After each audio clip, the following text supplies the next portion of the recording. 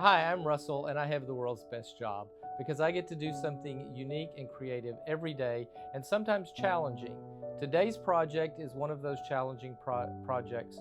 We're going to frame an original piece by Donna Sickles. So let's take a look at how it's done. So Donna likes her pieces floated. That means that the art goes on top of the mat. Most frames that you've probably seen, it's the opposite. The mat is on top, the art is underneath.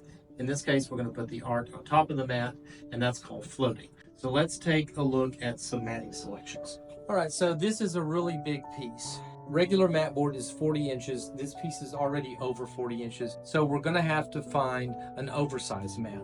Now the mats that have this rounded corner like that means it's an oversized mat. So I'm gonna use this blue mat just because it'll be easier for you to see. So normal matting is like this. It goes on top. In floating, it's going to do exactly the opposite. The mat goes underneath, the art comes on top. The reason that you might want to do that is this artist paper. It's a really nice paper, and it's got this kind of decorative deckled edge here, so it's nice to show that. Typically, when you're float mounting, you use a more narrow mat. You can use any width mat that you want, but typically you use a more narrow mat. In this case, Donna tends to like about a 2-inch wide mat, which is about that width. And so that's what it'll look like with the art on top. Now let's look at picking a mat. There's dozens of different shades of white. So now we need to pick a color, and I'm kind of looking for a mat color that is pretty close to the color of the paper. So there we go. So now we have the mat. Now we need to look at frames. Now we're going to float mount this. So the glass goes up here at the top of the frame at the face, and then the mat goes back here at the back, and that leaves you some space in between. Now you see that a lot again in shadow boxes where you have a dimensional item, but you can use the same technique on a flat piece of art, and it looks really cool to kind of shadow box it. So what we need to do is find a frame that's kind of this shape, that's kind of deep, so we can create that. This is the frame that I picked, and as you can see, it's the wrong shape. It's very shallow here. It's not going to accommodate this piece.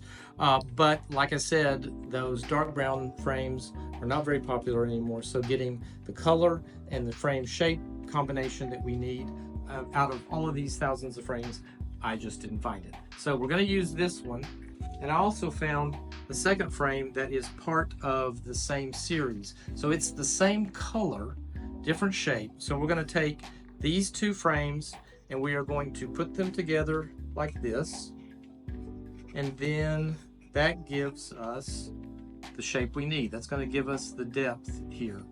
Now we're going to have to do some fancy framing to make all of this work. So let's go back in the frame shop and I'll show you the process of putting this all together.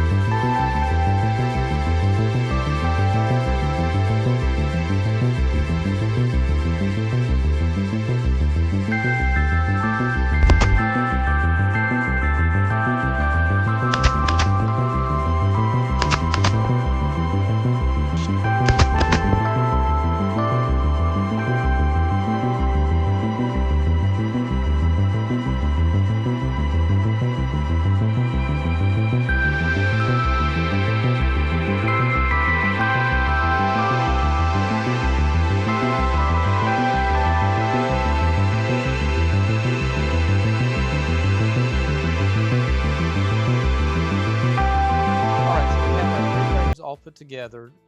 This is the face frame. This is what you're going to see from the front. This is our extender. Now this started out as this frame, and we cut it to make it rectangular so that we could extend the depth of the frame here. Then we cut a piece of raw wood to fill in the gap here. That allows us, this gives us a flat surface here. So that allows us to put a mat board on the inside of the frame and finish it out. So now you can see that the inside of the frame is finished nicely. We have achieved the depth that we need.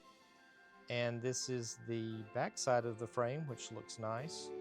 So all around a nice look, giving us the depth that we need. Well, that was today's project.